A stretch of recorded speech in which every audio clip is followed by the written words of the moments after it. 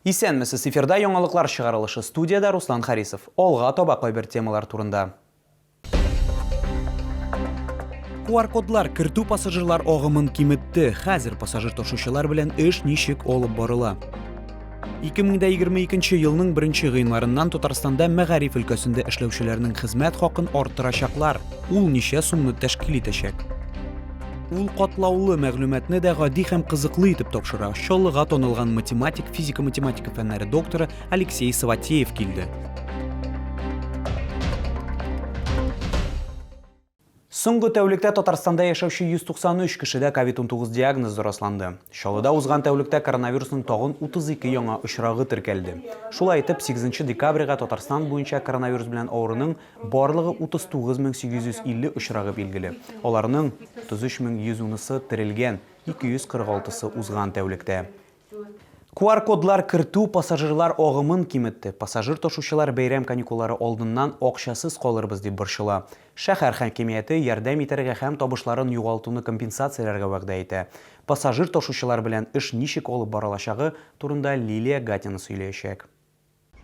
Гадәттәге пассажирлар агымы 95 меңнән 72 мең кешегә кадәр кимеде дип хәбәр итте башкарма комитет җитәкчесе урынбасары Илья Зуев. Әлбәттә, мондый хәл транспорт компанияләре табышларына да, аерым хезмәткәрләрнең керемнәренә дә сизерлек йогынты ясады. Люди боятся, контроль везде. А раньше ездили то туда, то сюда, катались. Вот, естественно, у нас поток пассажиров пропал. Зарплата стала меньше. В основном только утром до вечера у нас рабочие, а днем маловато, потому что бабушки не ездят, лишний раз не выходят, кто-то боится, кто-то что-то. Да, ну так пропало. Но все равно поток снизился, да? Снизился заметно. Хәзерге вакытта шәһәр башкарма комитеты Татарстан транспорт һәм юл хуҗалыгы министрлыгы белән сөйләшүләр алып бара. Аппарат киңәшмәсе барышында Ноэль Мәгъдиев эшне активлаштырырга кушты. Ярчалы пассажир йөртүчеләренә QR-код режим аркасында керемнәр кимүне компенсацияләргә вәгъдә итәләр. У нас запасных перевозчиков нету, вы все понимаете. Так, да? Поэтому в данном случае экономику никто не отменял.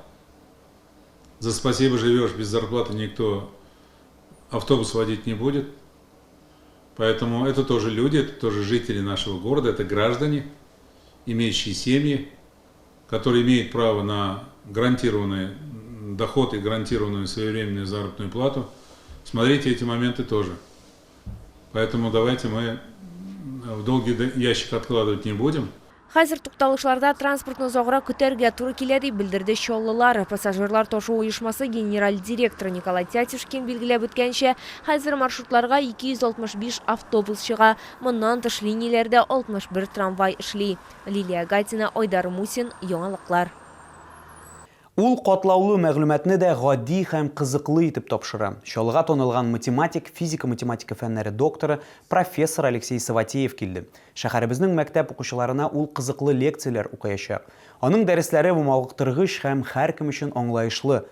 Математиканы гадиләштерү менә аның төп максаты. Үзенчәлекле шәхес дәресендә безнең иҗат төркеме дә булып кайтты.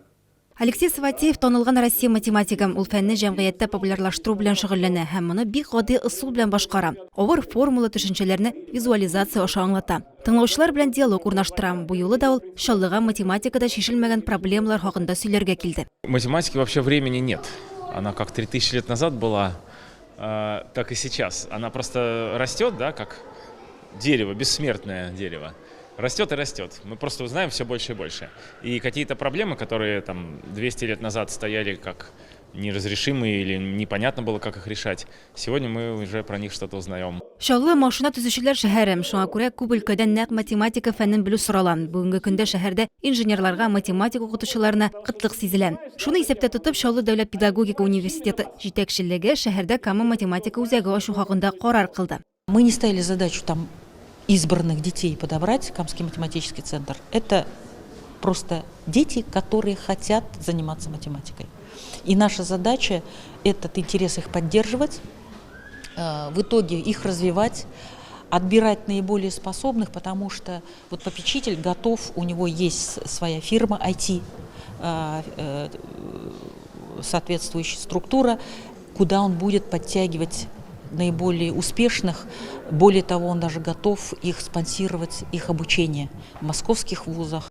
Бүгін Кама математика үзәгенә 5-ші, 6-ші һәм 7-ші сыйныф укучылары йөрий. Белем бирү төркемнәре мәктәп һәм университетта ачылды. Дәресләрне тәҗрибәле математика укытучылары, алдынгы студентлар һәм Чаллы педагогика университеты мөгаллимнәре алып бара. Математика, она сама по себе очень интересный предмет. Решение задачек, примеров и тому подобное. Я стала уверенней в школе, на математике, уверенней, как отвечать на подобные задачи. Математика белән ныклап бүген 150 укучы шөгыльләнә. Уку-укыту процессы системалаштырылган. Балалар өчен төрле бәйгеләр үткәрелә. Алдынгы яшь математиклар Россия күләм бәйгеләрдә дә катнаша алачак. Лилия Хәбибҗанова, Ленар Султанов, Яңалыклар.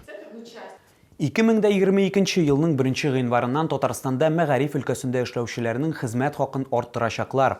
Бу хакта туры эфир вакытында Татарстан Республикасы мәгариф һәм фән министры Илсур Хәдиуллин хәбәр итте.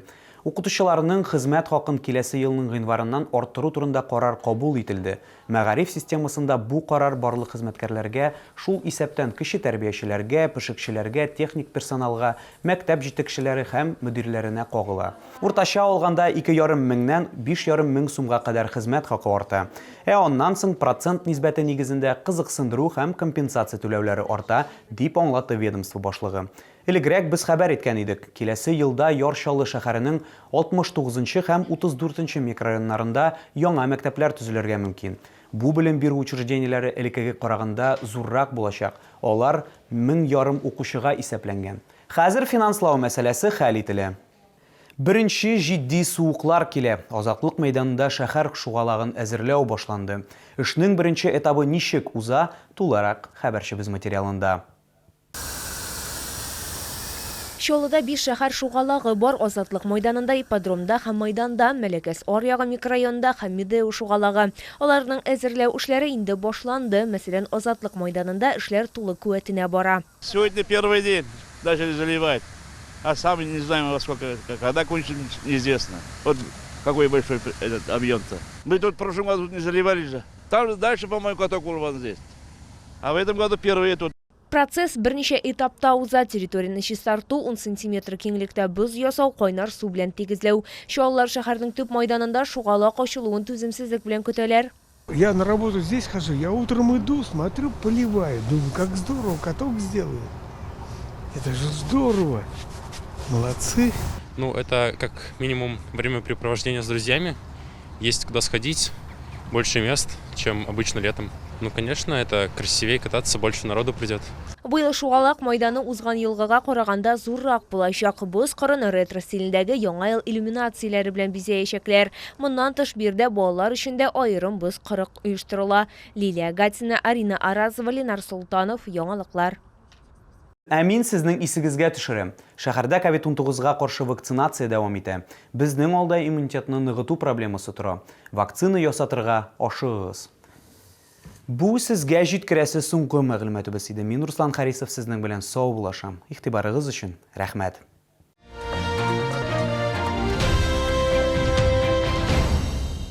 Постоянно слезятся глаза? Новая услуга в клинике Тонар. Промывание слезных путей. Врач-офтальмолог Давыдова Наталья Анатольевна. Семейная клиника Тонар. Телефон 20 40 20. Аттестованная и аккредитованная лаборатория ООО АП «Надежность» проводит неразрушающий контроль сварных соединений радиографическим, ультразвуковым, магнитным, капиллярным методами, а также испытание прочности бетона. Телефон 70 76 20.